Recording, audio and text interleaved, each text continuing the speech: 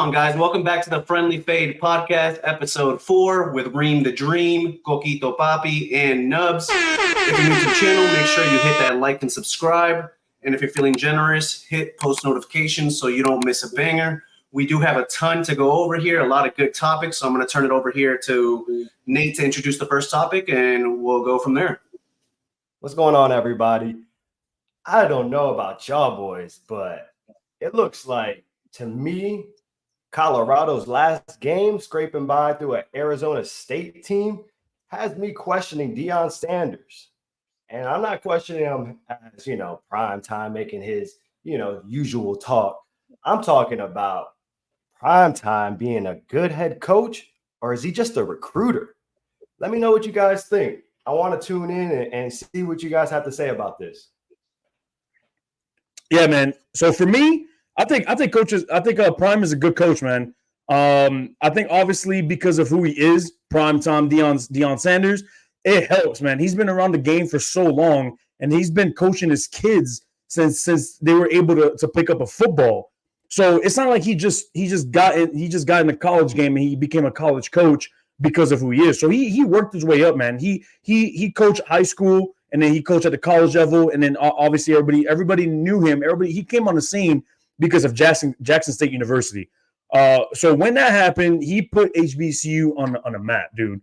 So I have a couple notes here for y'all, man, and just to show y'all his track record and what he was able to do while he was at Jackson State. So while at Jackson State, he had a 27-7 record throughout 3 seasons. All right, 2 bowl appearances and 2 SWAC championships. All right. So that's really unheard of. This man was able to get a sponsorship deal with Under Armour to sponsor their team. He was able to bring in some nationally televised games, which before that, man, who the hell knew where Jackson State was? Like, let's be real. Did y'all? I mean, please comment below and let us know. Like, were y'all really aware of where Jackson State was? Because as a small HBCU school, and not a Power 5 conference, nobody knew about them. So he put them on the map. And obviously throughout 3 years, he was able to kind of build his resume a bit. And there was rumors of Florida State, his alma mater, potentially wanting to bring him in. Nate, I know you probably were one of the ones like, man, like this would probably be a good pickup for us. And obviously you can let us know how you felt about that. But eventually he ended up going to Colorado instead. So at Colorado, currently, he is sitting at 4-2. All right. In the Pac-12, they started off hot with a couple good games, man, until they ran into the juggernauts. They ran into Oregon and USC, which they were favored in those games anyways. They knew they needed more players, they needed more talent, but to me, it was a good start for him, man. And I think what he's doing with that program, he's going to elevate that program to the next level, especially with Colorado going to the Big 12 starting next season, I believe. They'll have better competition, and I think that will help with his recruiting at all. Overall, my apologies. So I think overall, man, he is a good coach, and because of who he is, obviously he is able to be a good recruiter as well. But I'll take coach over recruiter for Deion. Well, I'm glad throughout that whole, response from Kareem, he kept saying, I think, because, I'm telling you that you're dead wrong on this one. Because, I mean, I do see the success that he's had in Jackson State. And as far as your question is concerned, I still don't know who the fuck Jackson State is. So although he's had some success with that 27-7 record, it's not really telling me enough because he wasn't playing with the big dogs. I mean, who does Jackson State really have on their schedule that means, as far as meaningful games are concerned? So I think right now he's more of a better recruiter than an actual coach because we haven't seen enough for him, and they've seen success early on. And that's good to see, but I do think that that's as a result of his recruiting and also all the work that was done with the transfer portal. Now that's not to say that he's not going to be a good coach. I just haven't seen enough in order for me to elevate him to saying that he is a good coach rather than a recruiter. But I mean, moving forward, you guys saw them get thrashed by Oregon and whatnot, but they came back against Caleb Williams in the USC Trojans, and it was very competitive, and they almost came back and won that game. So I mean, it shows like, you know, they've grown a little bit from that ass whooping that Oregon gave them, and I think moving forward for the years to come, they're not going to really be able to out recruit the big dogs like for instance Georgia or Ohio State. But when it comes to the Pac-12, I don't think there's going to be a lot of competition there in terms of beating them out. Now, when I'm aside from like UCLA or USC or Oregon, but I mean, other than that, I think sky's the limit for that team. But for right now, I'm going to say he's a better recruiter than he is a coach. Well, here's something I want to point out. I'm sorry, Nate, before you go on, I want to point something out, man, because you mentioned USC, Oregon, and those boys. So starting next season, they won't be in the same conference. Not sure if you were following, but obviously the Pac-12 is no more after next season. USC, UCLA, they're going to the Big Ten. Nate, have you heard anything about Oregon, where they're going to end up? Or are they Big Ten as well, or Big 12? I know for sure they're not going to be in the same conference anymore come next season, which is why I mentioned Colorado going to the Big 12. So that's going to be a little change of scenery for them, a little change of competition, but it's still a Power 5 conference, so there's still going to be competition there. But just want to throw that out there, man. Yeah, I honestly wasn't aware of that change, so that makes it that much more interesting. Yeah, so absolutely. The conference realignment not really my realm. No, for sure, you're good. The conference realignment thing is something we're definitely going to have to touch on probably like in the next episodes getting down the road. But yeah, it's gonna be big, man. Like there's gonna be a lot of teams moving around, a lot of shifting around. In my opinion, we're probably gonna end up seeing like 2 to 3 big conferences, and that's that. I like that, honestly. Less conferences, more of these powerhouses playing each other. The more we see, more competition, champion at the end. So I mean, yeah, and enough of these schools, these D1 like Georgia, Miami, Florida State, playing these cupcake games for the first 4 games of the season, bro. Like for what? If that's the case, man, go have a preseason and go do that somewhere else. But don't waste my time with these first 4 games like Miami. Nate, I mean, this is something we mentioned last episode. How Miami played a bunch of bums the first game, and then they go out and play Georgia Tech. The first real conference competition, and Georgia Tech ain't even a real competition, bro. Let's be real. Fucking that game shouldn't even have fucking been a game to even begin with.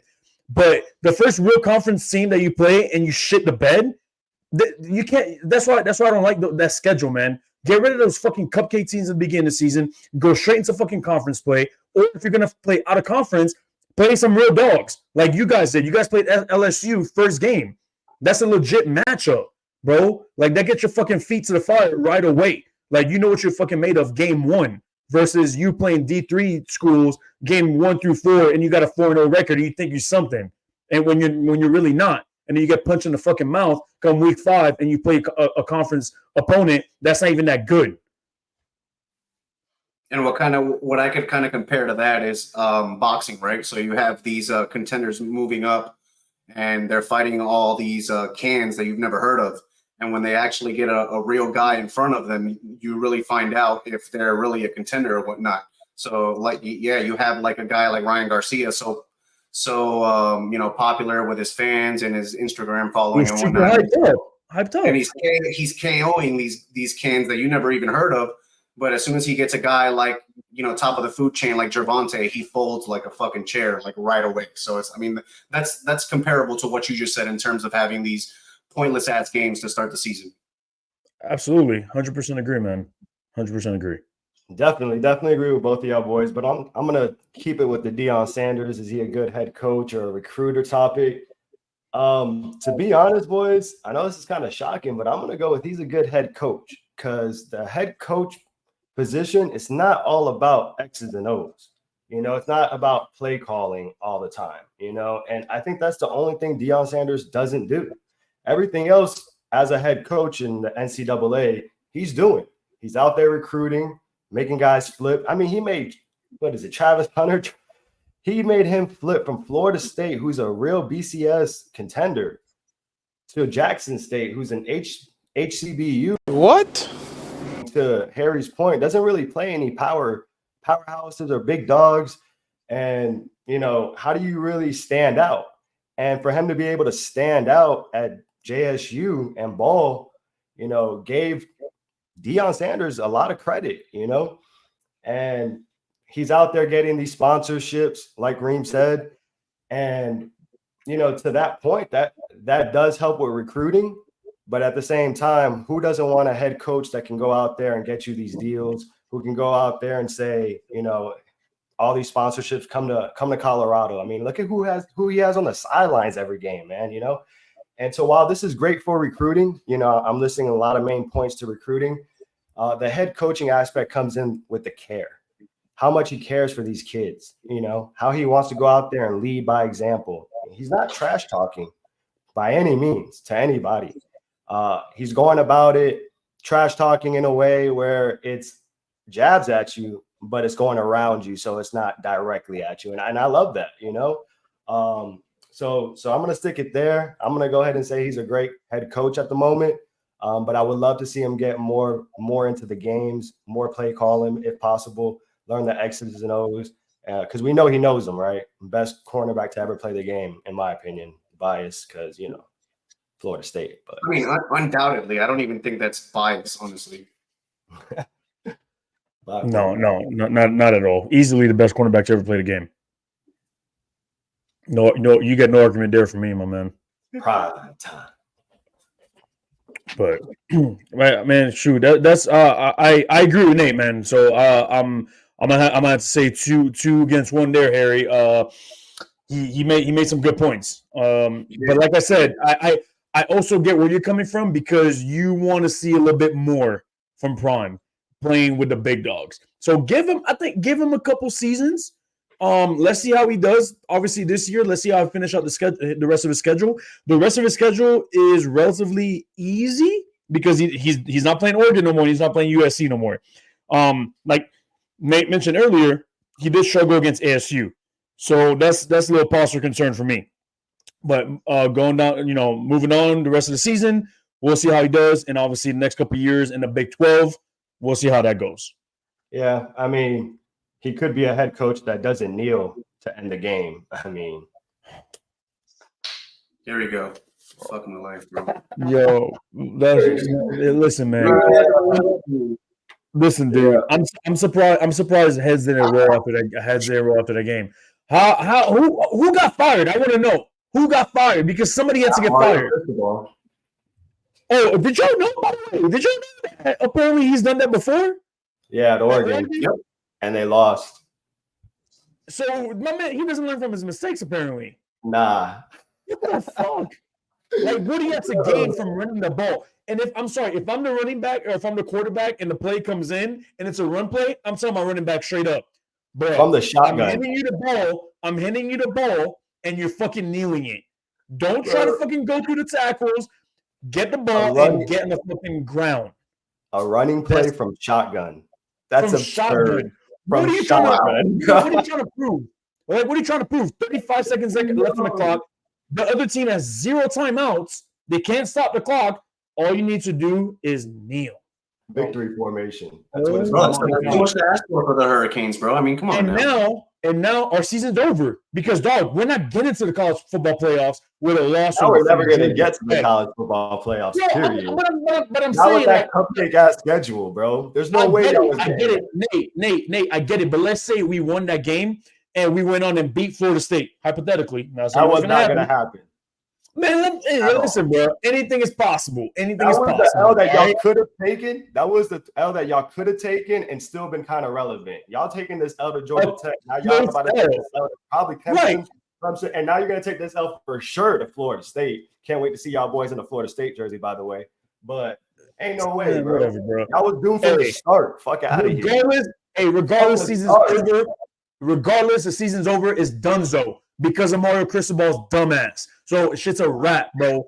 Miami Hurricanes football 2023-24 season is over. See y'all next year, bro. Better luck fucking next year when the coach decides to fucking kneel instead of running the ball and fumbling. On top of that, the refs are idiots too. Let's talk about these damn refs, bro. These motherfuckers, they need to start funding these motherfuckers, bro. I'm tired of this shit. These refs need to answer the questions just the way these players and coaches got to answer to the press.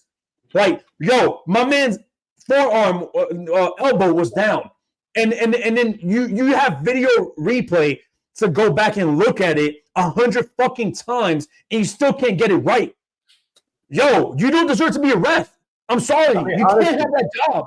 Yeah, I mean, honestly, bro, that even coming from a Florida State fan, he was down. Miami's player was down. His running back, dude, he was down. It was clear. His head was on the ground. Honestly, I mean, but really on the field stands. I'm tired of these refs, bro. These dudes are jokes, bro. These refs are jokes. Like, bro, I don't. When it comes to sports, my biggest pet peeve are the refs, bro. They ruin the fucking sport sometimes, man. Even with all the technology at their disposal, they still seem to fuck it up. How? Help me figure it out. How do you fuck that up? I mean, we're only getting replay in super slow-mo and still can't get the call right. I mean, what more do you want? What is it going to take? You know what I'm saying? So I don't know. Let me know when you find the answer, though. Man, we ain't never going to find the answer. I mean, what more do you want, Harry? I mean, the only thing that's going to fix this is if we get some AI to rev the games, because that might be the only fix to this. Is maybe they won't make the fucking mistake of human error. Like, get the fuck out of here with that, man. Please. Get the robots in there and have them rev these games because they'll do a much better job. Clown ass motherfuckers, man. Yeah, but going back to the topic, it's funny how Nate is ready to crown him a good coach when he's a man of sample size and we haven't seen much. Right? Yeah, I swear. I'm not going off of wins and losses right now. He's a good head coach. He's getting his recruiting done, because in NCAA, head coaching is just not being on the field, calling plays. Of course. You know what I'm saying? This is another ball game when you have to go out there and recruit and make sure you get these players. And how else to do that besides having sponsors behind your back? You got players from his playing days coming out on sidelines. You got rappers on the sidelines, tons of people, highlight celebrities coming out there. And while, yes, that's great for recruiting, that's part of head coaching. That's what I'm trying to say. I mean, yes, it's support. Support. At the end of the day, Mario Cristobal last year, what was y'all's record? You know what I'm saying? Mike, I can tell you, Mike Norvell, his first year won, I think, 4 or 5 games, and we gave him 2 more years, and now he's turned it around, right? So yeah, the wins and losses may not be good this year, but that doesn't deem him not a good head coach. You know what I'm saying? I'm not saying he's by far the best head coach out there. I'm not deeming him that or crowning him that, putting that on him. What I'm saying is he's a good head coach. He's on his way to make him superior. I would love to see him make some play calling on the sidelines. Maybe offense and defense, definitely defense because he played corner. But, that's what's going to put him over the top right now. I think he is a good head coach because of the recruiting aspect and being able to show how to play out there because he was once the best cornerback in the game, right? So he's out there being able to show them physically from that standpoint. But play calling on the sidelines is a different ball game, and I would like to see him do more of that. No, and I agree with you. I just had to throw in that little jab in there. You know what I'm saying? I feel For sure, yo. But man, let's move on to the next topic, man. Something that I know we've been discussing amongst ourselves here for a little bit, man. And obviously, with everything going on in the country, with inflation, gas prices are at like an all-time high. Interest rates are wild. I mean, you can't buy nothing now, bro. I mean, it's literally impossible, dude. Like, what are y'all thoughts when it comes to like the minimum wage in the U.S., man? Do y'all think it's a fair and livable wage? Okay, so I mean, to answer your question, just very simple, is it a fair wage, livable wage? It's not, but I think that's where we're getting confused is the fact that people are getting confused with minimum wage and a livable wage, because if my research is correct, I believe minimum wage was implemented in 1938, and even then, it wasn't considered a livable wage. And for the next 70 years after that, the minimum wage kept, increasing, but it still wasn't considered a livable wage. And for my thing about that is that minimum wage, of course, like I said, it's never been meant to be lived on. And I think minimal skills is minimal pay. I mean, if you have no skills, why are you getting paid more than minimum wage? I mean, like, it just makes no sense to me. I think people are just looking for an excuse to like be lazy and whatnot. I just think people need to get some sort of skill. It doesn't have to be college. Do some sort of trade school or whatever. Or get a blue collar job, whatever the case may be. But if you're trying to live off minimum wage, then you're just really preparing to fail, because that's impossible. That's why in 2023 we have multiple like family members living together. Like there's 2 families living in one household because of how expensive everything is, and it's not fair. But unfortunately, it's not something that was any different from the beginning. So no, that's not meant to be lived off. The whole minimum wage thing, I feel like those jobs are like for teenagers, like where they're figuring out what they're doing with their lives. But for a grown ass adult to be working minimum wage and think they're gonna live off that's crazy to me. So that's what I got. I'm gonna keep this short and simple, boys. What's the federal minimum wage, Kareem? $7.25. Bro, come on, man. Come on. I don't even gotta say nothing else about it. Yo, like Harry said, it's not meant to be livable. Most people nowadays have a kid or a significant other, which requires you to have a little bit more money than $7.25 an hour. I mean, granted, every state is different minimum wage, but if you're living off of $7.25, more power to you. I don't know how you do it, but ain't no way that's livable. We over here making 25 plus, still struggling. People think they're gonna live off $7.25 an hour. Like, bro, insane. $7.25 an hour, man. Hey, just to put things into perspective for y'all, just a little math, right? That I did, nothing crazy. $7.25 an hour, right? Let's say you work 40 hours a week, like full time, $7.25 an hour. You're looking at $1,160 a month.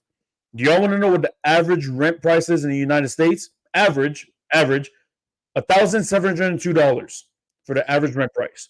So you can work a 40-hour work week the whole month, bro, not miss a day, and you still can't cover your rent. So going back to what Harry was saying, minimum wage was not meant to be a livable wage. A minimum wage is meant for teenagers starting off with their first job, living with their parents, that have other sources of income or have other people supporting them while they're trying to figure themselves out. So for anybody who thinks the minimum wage out there is not fair, then you have some, you have to, go think about a few things, man. Like you need to rethink a lot in your life, because ain't nobody here that's like, that's making good money, or even people making $50K a year, man. Let's be real, $50K a year ain't much either in the U.S. It don't matter where you live. It don't matter where you live. $50K a year ain't shit. So that's about 25 an hour. So go figure. Exactly, right? So you tell me $7.25, man. I'm not even thinking about minimum wage. I'm like, what minimum wage, bro? I ain't been a minimum wage like since I was like 15, dude. And it's crazy because we talk about minimum wage, and you got these people working fast food asking for $15 an hour. I'm gonna give you an example why these motherfuckers don't deserve $15 an hour. Last weekend I'm in Phoenix trying to get my food. It's down the road. I'm trying to go to Chipotle. I put in an order on the app. I'm like, okay, cool. Should be ready in 10 minutes. I leave my hotel, drive down, go inside. There's no line, mind you. There's no line. These dudes are just fucking back there chilling. I get there, my food ain't ready, bro. I put my shit. I ordered ahead of time for a reason, bro, because I had shit to do. I get there, my food ain't ready. So I'm like, yo, like, what's going on? Like, I put my order in a little while ago. Oh, yeah. We're working on it. Working on what? Bro, like what you been doing this whole time? Ain't no line. Because if there was a line, I would have understood, like, okay, y'all busy. I'm understanding, man. But when there's no line and you're over here asking for $15 an hour, I'm sorry, bro. Ain't happening. Which is why it's minimum wage is still $7.25 federal. So it's crazy to me. You got states like California, I think that recently passed like a $15 minimum wage bill, and I'm like, bro, like good luck with that, man. Because now what's gonna happen is that McDonald's meal that you used to pay $5 for, $7 for, what that man, I ain't paid. I just paid $13 for a McDonald's meal, matter of fact. So that $13 meal that you pay for, now you're looking at probably $17, $18, bro. So you raise that minimum wage and you got to pay these people more money. One or two things is going to happen. Number one, they're going to have to downsize. They're going to fire people, which means less employees, which means food's going to take longer to make. All right. Number two, they're going to have to hire. They're going to have to raise the prices of food. So at the end of the day, it affects the consumers as well. It's not just the employees or these companies, because these companies they're gonna want to make their money somehow. They're gonna make up for it somehow. And if that's gonna be fucking over the consumers, like they're gonna do it. So minimum wage being a livable wage, like that, you got to separate the two, man, and you can't put them in the same category at all. Yeah, honestly, at the end of the day, if you're gonna hire minimum wage, you better be hiring my wage too. Because if you're gonna give these people a higher hourly rate for no skills, stocking shelves, like flipping burgers, than than people who are in actual healthcare, actually doing things that actually matter, they better get a raise too, because that's some bullshit. But anyways, that's all I got for that. For sure. But y'all know what time it is, boys. It's time for the 5-minute fade, boy. So this week I want to show y'all. I'm gonna give y'all a little snippet. I know y'all probably seen this already, man. But with college football now, with the NIL, if y'all don't know what NIL is, it's name, image, and likeness. So basically, you can use you and advertise yourself to make money. Back in the day, that wasn't a thing. Players used to get busted all the time. Reggie Bush lost his Heisman Trophy because he took money on the side, under the table. And let's be real, Get that man his trophy back. Yeah, give them. Hey, NCAA, stop playing with this man, bro. Reggie Bush might be the best college running back of all time, arguably, right? But that's a conversation for another day. But yeah, so it's like it's one of those things, man, where everybody knows back in the day when this wasn't legal that these players used to make their money, man. Like they used to make their money elsewhere, and these colleges, that was a recruiting tool for the colleges, right? But now it's no longer a recruiting tool. In a way, now these athletes can go out and just make their own money. So this is something I want to share with y'all, man, that I saw recently here. Caleb Williams, breaking news: USC quarterback Caleb Williams says he can make more at USC next year than as a rookie in the NFL. Mind blowing. Allowing him to pick which NFL team he goes to. He'll only play for the Raiders, Giants, 49ers, Vikings, and Cowboys. Yo. That's wild. Like, please, I want to know how y'all feel about this. He might go to the Raiders and the Giants and the Vikings with their sorry asses. Sorry, Harry, go ahead. I mean, this is tough. This is the guy that had like the nation, by storm in terms of hype and talent, and they're already kind of saying how elite he is and how NFL ready he is and whatnot. And I honestly don't blame him for wanting to go back to school, especially with that whole NIL deal, because I'm all for these athletes to get their bag, as long as they understand that there's consequences to every decision that's made. Like you could get hurt, you know what I'm saying, and your stock will just never be as high, and that will plummet your NFL dreams because you wanted to go, stay in school and chase the bag. When in reality, like if you go into the league, if you stay there a little long term, I think that you'll set yourself up to make more money in terms of like these max contracts, especially for a guy like Caleb Williams, who's like a generational type of talent in terms of QBs. So like I said, I don't blame him. Like he grab the bag, do whatever you want. If you don't want to go play for the NFL for any of these garbage ass teams, I really don't blame you. But if it goes sideways, then you got to take that L. That's all. And as long as they know that, I'm good with his decision. You know what I'm saying? So yeah, I mean, I'm all for the NIL because, like Harry said, make your money while you're in college, so that way, if God forbid something does happen while you're in college and you can't make it to NFL because you got injured, at least you made some type of money throughout your career playing football. What I'm not a fan of is this prima donna shit, picking where you want to go. Like, come on, man. You know what I'm saying? Like, everyone knows the first 10 picks are garbage teams. If you're a top 5 player or a number 1 overall contender like Caleb Williams is, you're going to go to a garbage ass team. why are you gonna come out here and start saying, "Oh my God, I don't want to go to these teams. I want to only play for these people"? Like, come on, man, grow the fuck up. Go out there and make that team better. Don't sit here and say, "Oh, I want to only go here, here, here, or here." You're sounding like Kevin Durant, LeBron James. Fuck out of here, Damian Lillard. Come on, stop that shit, bro. God, it shit pisses me off. Like, come on, let's be real. Like, if I'm a dog, like I'm advertised to be, like Caleb Williams meant to be, I don't care if you're fucking the Giants, who are absolute ass, or if you're freaking the 49ers. I'm going out there and I'm going to make that team better, because I know the number 1 pick to the number 10 pick are going to be garbage teams that have no talent right now. I'm going to be that talent that makes them better. And then when y'all out there saying, "Damn, they went from a 1 in, this team to a, winning record," I'm going to get that credit. That's what you're supposed to do. I get the bag part. That's cool. I can sit back and stay another year. I get it. But man, NIL wasn't meant for that, man. It's meant for those people to get their bag and be able to go out there, God forbid they get injured, they made some money. Not to go out there and be like, "I'm a prima donna, I'll make more money if I stay here, and I want to go to these certain teams." I'm not a fan of that.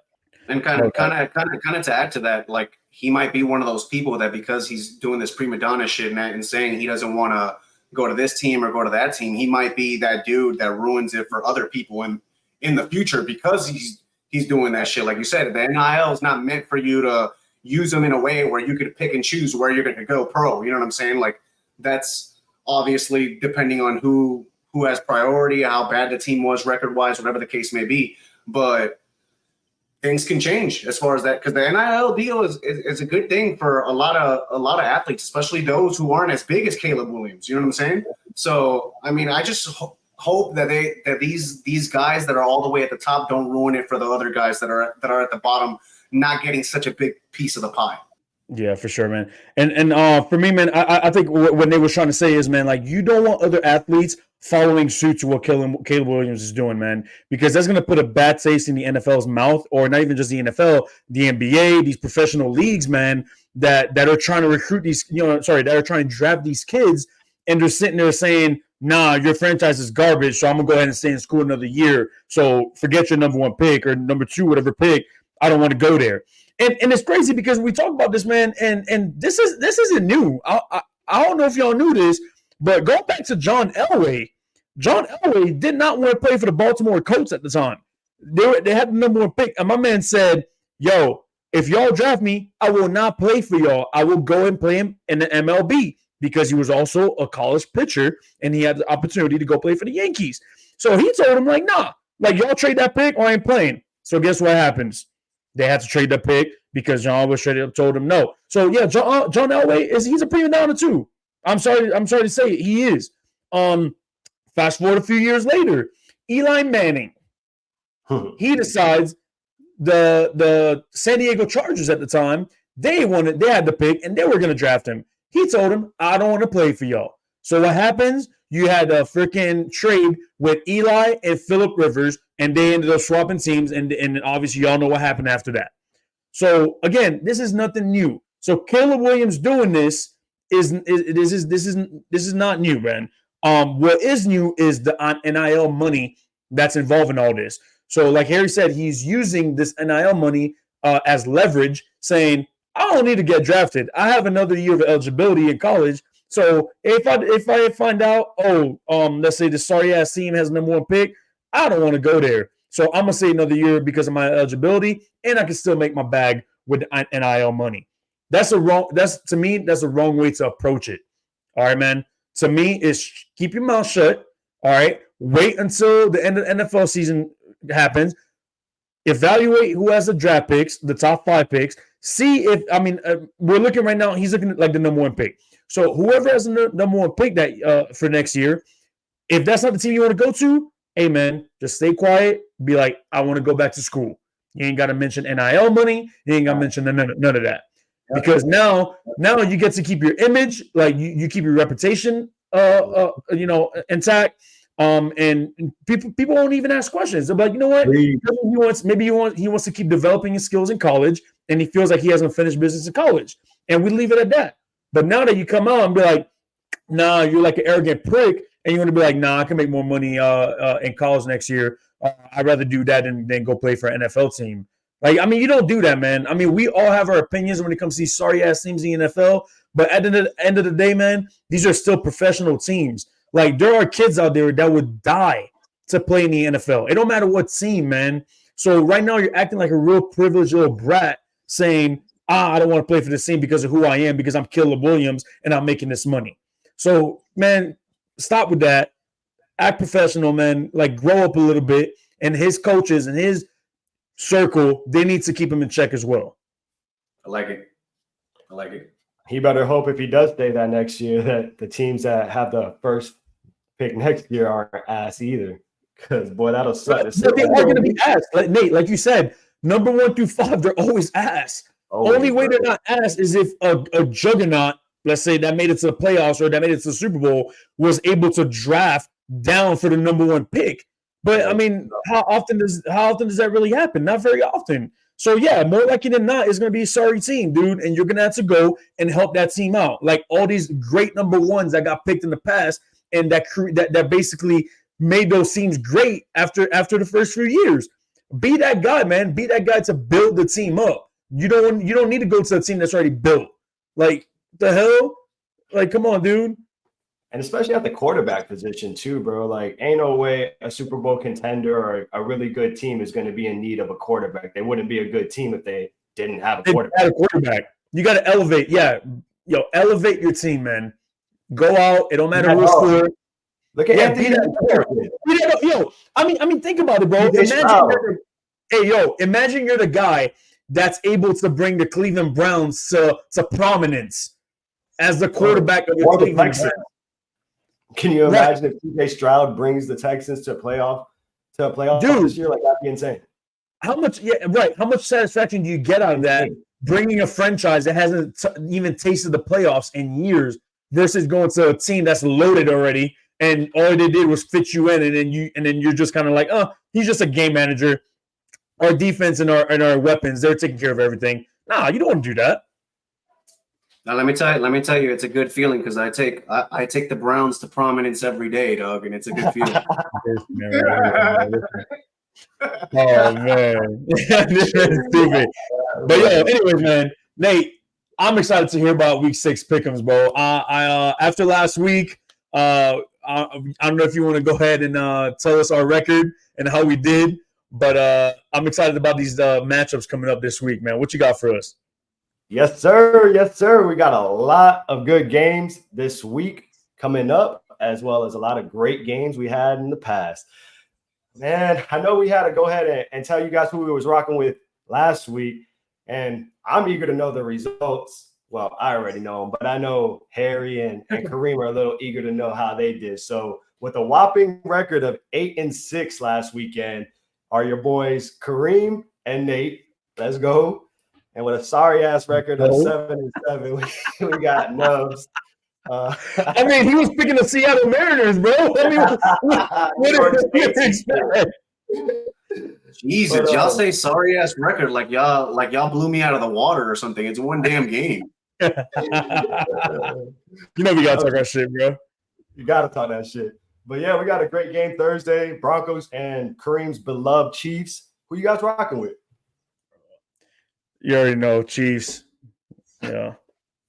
I got the Chiefs. I think at this point nobody has hope for the Broncos. Anyways, next matchup. Yeah. Yeah, I definitely rocking with the Chiefs on that one. Ravens Titans, boys.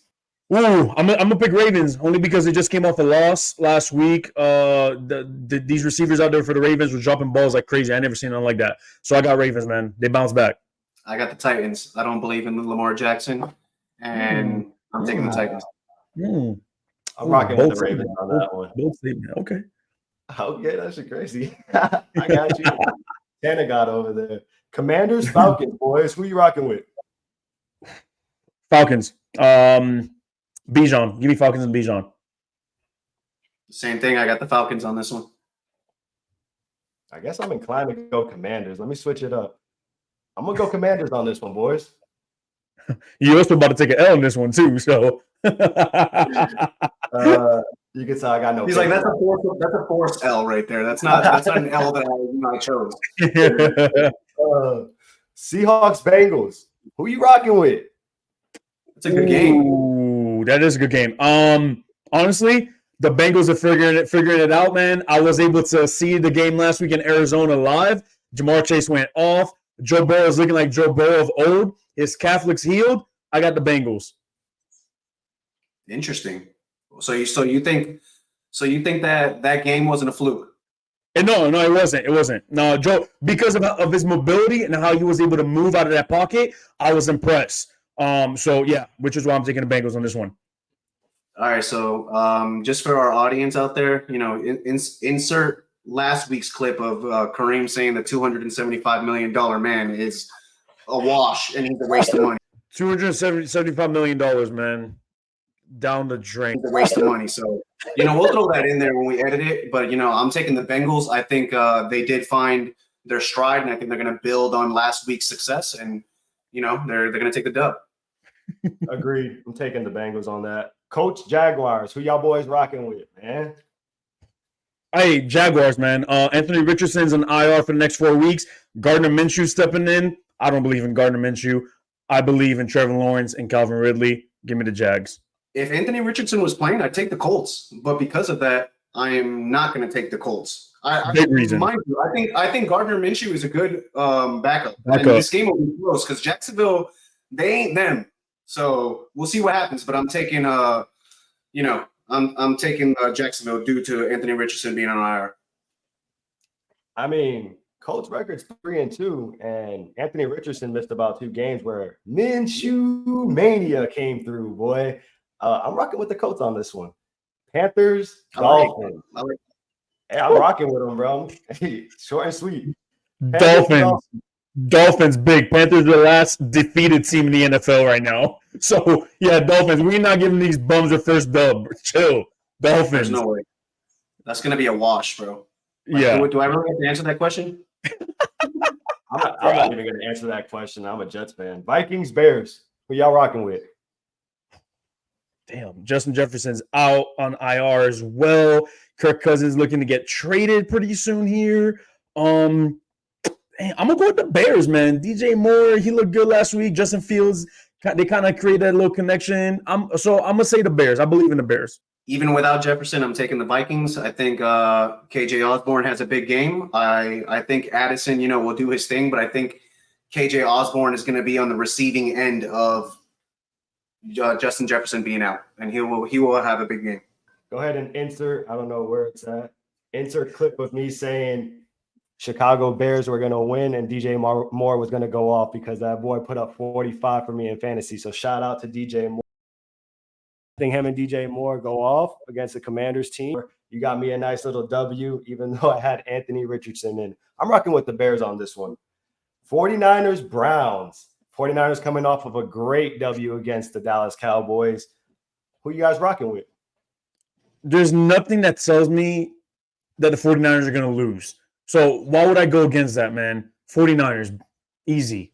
Yeah, I got the 49ers too. I just think that defense is going to be too much for Deshaun Watson. He hasn't gave me anything to think that he's Deshaun Watson of old, so I'm taking the 49ers. Deshaun Watson might not even play, by the way, just so y'all know.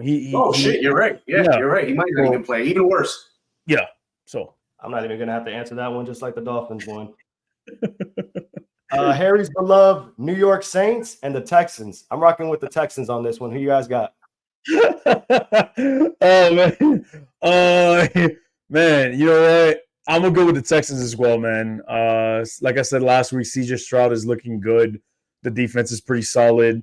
So I'm gonna keep rolling with the Texans on this. I'm gonna take the Saints just because you guys took the Texans, and we'll see what Derek Carr can do. I mean, sometimes he looks really good, and sometimes he looks like the worst quarterback in the NFL. So I mean, we'll see what we get this Sunday. Fair. All right. Patriots, Raiders, boys. Battle of the fucking ass teams again. Jesus Christ. Is this the Toilet Bowl 2023? I'm surprised the Patriots are ass this year. This is kind of crazy to me. Even though they beat the Jets, that's your only win. Congratulations. I'm rocking with the Raiders on this one. Who you guys taking? Give me the Raiders, man. I'm taking the Patriots. I think Bill Belichick gets that defense in line to where they make Garoppolo's life a living hell. And although we know Garoppolo has some history with the Patriots, that's why I feel Bill Belichick is going to lock that ass down. He ain't going to do shit, boy. Let's get it. That's a good point.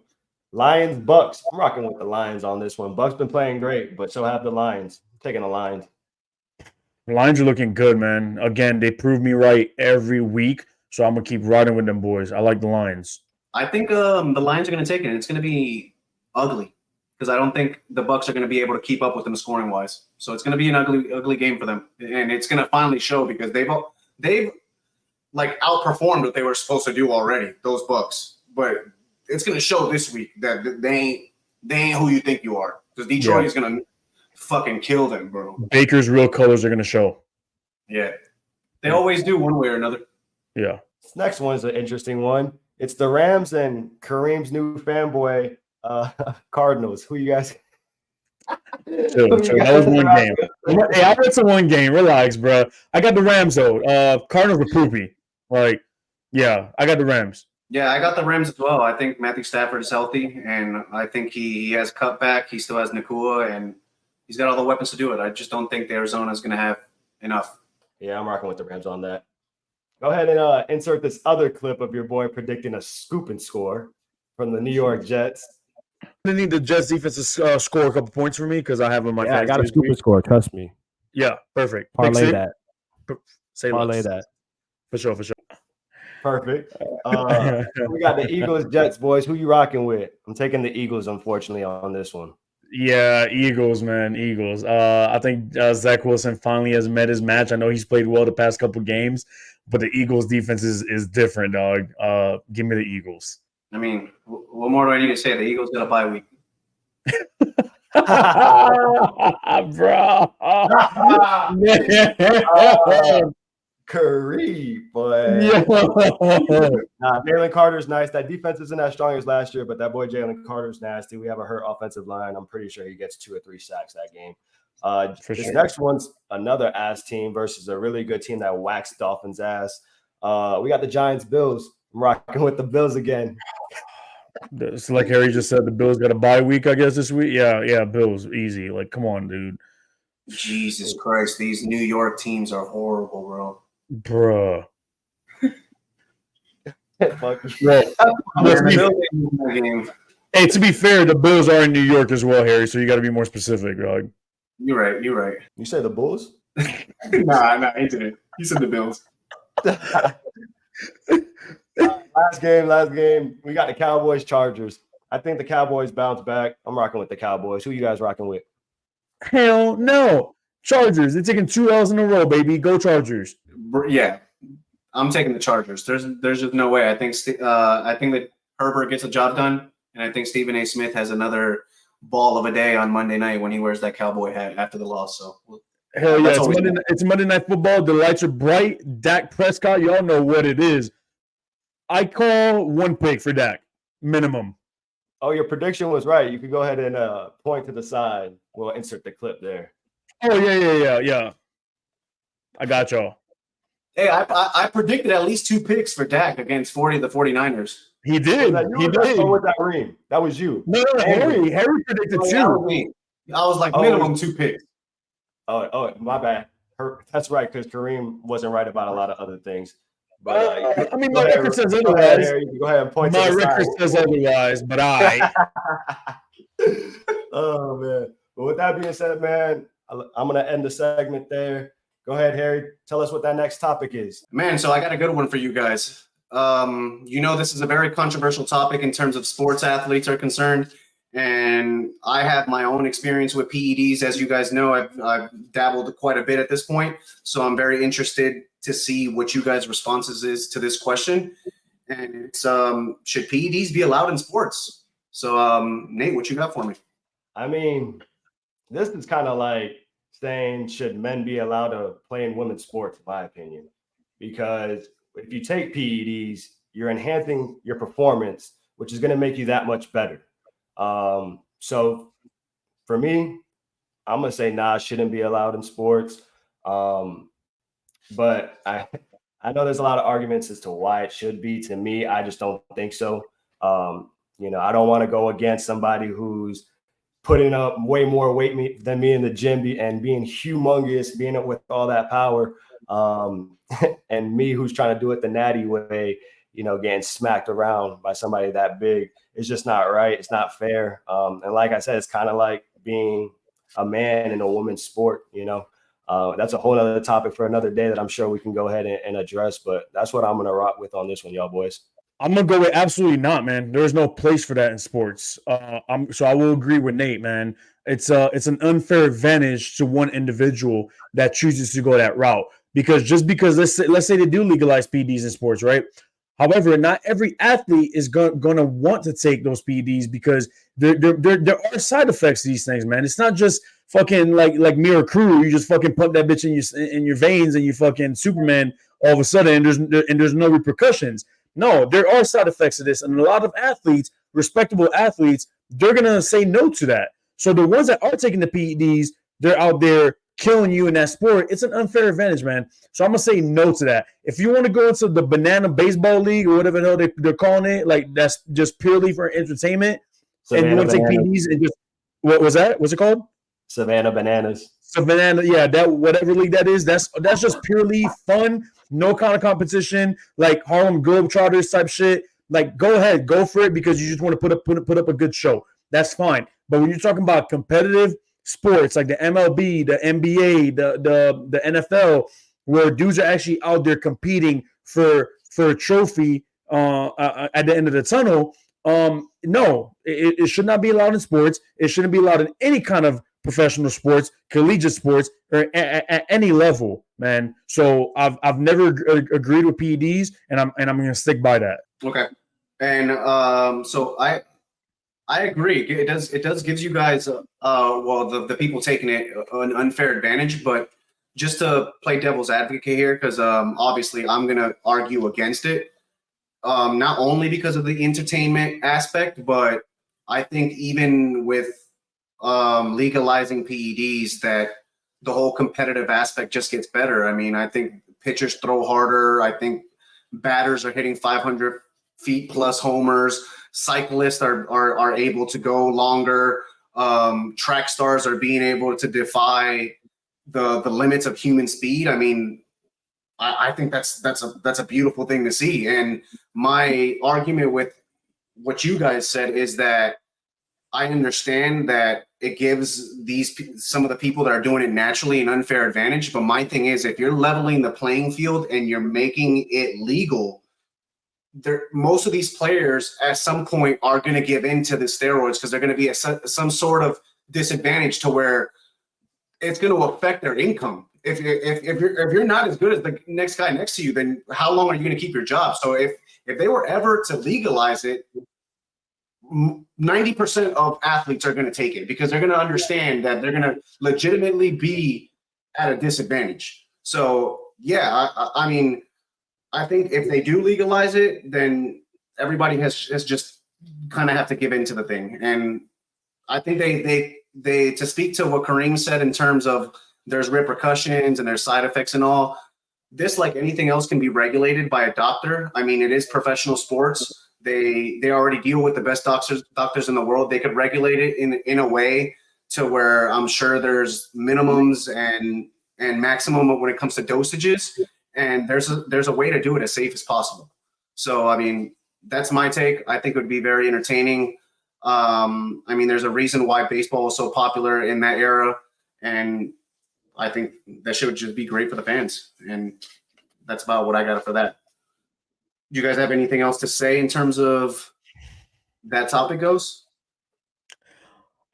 Not much, man, to be honest, Harry. I get where you're coming from, dude, but I'm still gonna have to disagree, man. I just don't think it belongs in competitive sports at such a high level, man. Where dudes are literally working their asses off day in and day out to get to where they are, and then you got some bozo just walking through the door and just fucking pumping his fucking veins with PEDs, and then overnight he's great or he's doing that. Don't get me wrong, there's still skill involved. I mean, PEDs doesn't fucking make you even the playing field though, right? I mean, that's fair. Because it's even. No, because if the guy next isn't taking PEDs, then it doesn't even the playing field at all. No, I agree with you. At all. So I was just reading off of what Harry said. Yeah. Like I said, if Obviously, they were to legalize it, those guys are going to take the PEDs because they're not going to be at that disadvantage. I understand that they don't like it, but they will do it because it will affect their career. Yeah, I know, but that's kind of like an ultimatum. Now, if you legalize that, everybody's going to have to do it to be relevant, and that's not fair. Yeah. Where does it stop? Hey, Harry, where does it stop, bro? Where does it stop? I just don't see it ever happening, man. Because a lot of fans, Harry, a lot of fans are going to be opposed to it, man. And these leagues are not trying to lose money. They're not trying to lose money. I don't think fans will be opposed to it at all. And my thing with this whole thing is that when it comes to sports and PEDs, there's already a gray area. People, more athletes are already juicing more than you think. It's just they're able to hide it with these designer ass drugs. But a lot of athletes are already doing it. They're just not getting caught. So you might as well just. That I do believe that's a fact. However, it's still not legal, and the leagues are testing for them. If the players are getting away with it, that's one thing. But when you come out and just say, "Hey, it's legal," everybody is fair game. Everybody go ahead and take it. It can get tricky, bro. It can get tricky, and obviously we can get into it, man. We could talk about this for hours, man. But I'll leave it at that for now, and I'm just gonna say I don't agree with it. I feel you. Okay, I got the last topic of the day. And it's we have to end it with a controversial one. I like the controversial topics. Y'all know this. So last one for the day is, do you guys really believe that women want 50-50 when it comes to relationships? So I'm gonna let you take it away, Nate. What you got for me? Why am I always the one with the relationship? I always gotta go fucking first. Because you're Cupid, my boy. That's why. What'd you say? I said because you Cupid. That's why. I guess so. Cupid, my ass. Do women really want 50-50? Are you saying like, do women want to pay 50-50? Or are you saying like, do they want like a 50-50? Everything is 50-50. Everything is 50-50. Yeah, like basically they have to bring something to the table. Like they need to contribute to the relationship financially is what we're saying. I think that age is dead and gone. I don't think women nowadays will pay for anything. Let me take that back because now I got the women screaming, I bet. Let me say this. There are women out there that will pay 50-50. And those are the rare ones. I would love to meet one, but a lot of the times girls ain't paying 50-50, bro. I mean, they're going to want you to pay mortgage. I mean, the best thing you can do is probably 80-20, 70-30. But I don't think nowadays women really want 50-50. We're in the day and age of social media where women can probably make $100,000 in a month. And I'm pretty sure while they can pay 50-50, they're not going to want to pay 50-50. They still want that man to do everything. I mean, look at that video that went around, I think a couple of years ago, where a girl brought 16 of her friends to her birthday party and expected her man to pay it. Like, it's insane to me. I don't think this day and age women will pay 50-50. And I don't think this day and age has women that want to pay 50-50. Yeah, I'm gonna go ahead and say no, man. Women do not want 50-50. I will say there's a small percentage of women out there that are willing to kind of do their own thing and they want to be able to contribute because they want to help, yada yada. However, that's a very small percentage. The majority of women want a man to provide 100%. They want to be at home with the kids or whatever, chilling, doing whatever they want to do. And they want the man, like the old days, to go out and provide for them. And that's facts. But like Nate, like you said, you mentioned the social media age and how women can just literally go on OF right now and next day make 100K. Like it's that easy for them. So like we don't live in a world where it's hard for girls to find a job. Now, what kind of job you getting? That's up to you, baby girl. Like you can choose what you want to do. But now like the money is more attainable for them than it's ever been. But let's not fool ourselves, man. A woman's DNA doesn't change because of technology or whatever world we live in, they still want the man to be the provider, and that's still the case to this day. So no, women do not want 50-50. They want the men to provide, and they want us to be the one to take care of them. Beautiful. You know, I'm just gonna add to that. I mean, I don't think most women are looking for 50-50, especially in this day and age, like you guys were highlighting and whatnot. First of all, the whole 50-50 thing is not realistic at all. And there's always one more person carrying more weight than the other when it comes to a relationship. I mean, I've been in plenty of relationships, and I don't think I've ever been in one that's been 50-50. Like I feel like I usually like carry the load, and that's fine with me. I have no problem leading and providing as long as I'm getting what I want in the back end. Like I don't need no woman to provide for me. I don't need them to pay for this, pay for that. But if you could take care of most of the things at home, that's what I would prefer. But I think nowadays the women they want both. You know what I'm saying? They just want their way when it's convenient. And I don't know, man. I just don't like doing the whole 50-50 thing, because I feel like as the man, I want to lead and I want to have some sort of leverage. And I want to be in the position to where, like, yes, I could ask my girl for her opinion, but at the end of the day, whether I agree with her or not, I'm going to make the final say. And I think if you are in a 50-50 relationship, that kind of goes out the window. So that's where I stand on that topic. My dog. My dog say he's the man. You know how last week I said there are men that run around the house and run their house? My dog Harry trying to say he run the house now. I see you, dog. I know. Yeah. It's 11 o'clock. You ain't turn that phone in yet. What's funny, Nate, is you're talking about these girls making 100K, right? So let me go back to even like a nice little example. The brand new song with Lil Wayne and Tyga. She's talking about, I need new shoes, I need new this, I need new that. And they're like, why spend my money when I can spend your money? And that's women in a nutshell, bro. Because at the end of the day, no matter how much money they make, they want shit to come out of your pocket.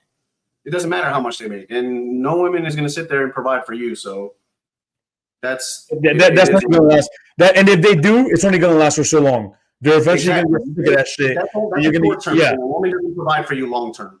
It's not. It's not sustainable. It just won't happen, man. So yeah, if you're a man out there and your girl's out here paying for all this stuff for you, bro, enjoy it while you can, because it's not gonna last very long. She's gonna get sick of your shit eventually, and she's gonna move on to a man that will take care of her, regardless how much money she's making, regardless of what she's doing, whether that's a lawyer, a doctor, OnlyFans model. It don't matter, man. At the end of the day, they want that masculine, you know, like vibe. Like they like that. They yearn for that, man. So they need the men in the house to provide for them. All right. They don't need to be out here providing for no man. Straight up. Yeah, I mean, 50-50 vibes just gives me feminine vibes, bro. You have a 50-50 relationship, you're pretty feminine. Shout out to my boy Darren. Hey,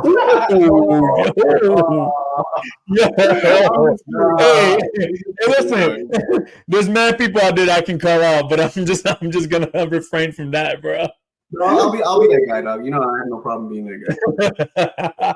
hey, my dog Darren got no shame though. He straight up tells us, he's like, "Hey, my girl paid for everything, bro. And it don't matter."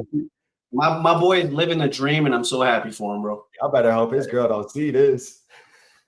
Hey, to each your own, man. To each your own. Not for me. Not for me. Yeah, I'm sitting here laughing because I got Sam texting me in the background talking about cat. No.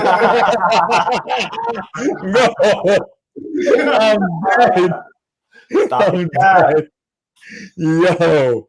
Oh man. But damn, y'all boys. Hey, it was a fun episode, man. I enjoyed the topics that y'all brought to the table this week. A lot of good stuff. And you know, I just want to go around final thoughts for the episode before we go out, man. I think this is the best one yet. We were able to shorten the length of our video quite a bit here today.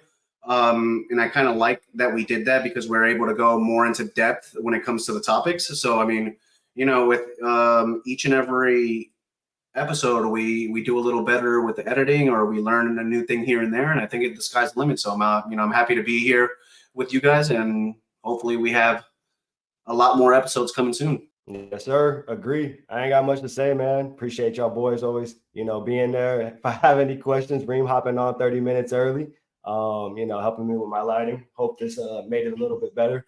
But man, looking forward to that next episode. For sure. Hey man, just one last thing. I just want to throw in something real quick, man. I know everything going on. I know last week we kind of touched on world peace, and if y'all been following the news, man, y'all see what's going on out there in the Middle East and Israel right now, man. Whether doesn't matter what side you're on, man. I just want to say, dude, like women and children should never be involved in any kind of war, man. Stop the senseless violence like this. There's no place on this planet for that. All this stuff that's going on out there, man. I just pray for the innocent people, the innocent lives that are being lost out there. And I just pray, man, that we just do better as human beings, man. And we just figure this out and we just get along, dude. I'm not gonna add too much to that because it's a very controversial topic. And I know it's a sensitive topic. But I'm just gonna say, man, like prayers to everybody out there, to all sides, because there are innocent lives on both sides. Besides that, I don't know if you guys want to touch on that, if you guys want to add on to that, but I just felt like I had to say something about that, man. No, yeah, I mean, just to keep it simple, I agree with you. I don't think kids and women should be pawns in a battlefield. So it's just nuts to me how these guys that are committing like these beheadings and raping these women, like there's just no remorse, and it's hard to see, and it kind of puts things into perspective as us, like we're on the other side of the freaking world, like having a normal ass life, and then you got that going on over there. Like that's wild. Like that's two different worlds, and it's just it's mind blowing, honestly, and it's sad and very unfortunate. But hopefully we get some sort of resolution when it comes to that soon. Yeah, it's absolutely barbaric, man. What I've been hearing and what I've been seeing. It's sad. It's really sad to see, dude. And it doesn't matter. I wouldn't want that. I wouldn't wish that on my worst enemy, dude. So for these people to do what they're doing and kind of just, still be able to go sleep at night blows my mind. I just don't get it. I would never condone it. Yeah, that's all I really have to say on that, man. But Nate, you got anything to add to that, brother? Nah, man, I don't really got it. Y'all boys hit it on the head. A little heartfelt message. I love it. I ain't got nothing really much else to say about that. I agree with y'all boys, man. It's just sad. Goes back to say what we said last week. We'll never be able to have world peace, man. For sure. No doubt, man. But hey, we're going to leave y'all at that, man. Again, I appreciate y'all watching this week. Thank you for all supporting us. If you're new to the channel, please hit that like, subscribe, and that post notification button for us.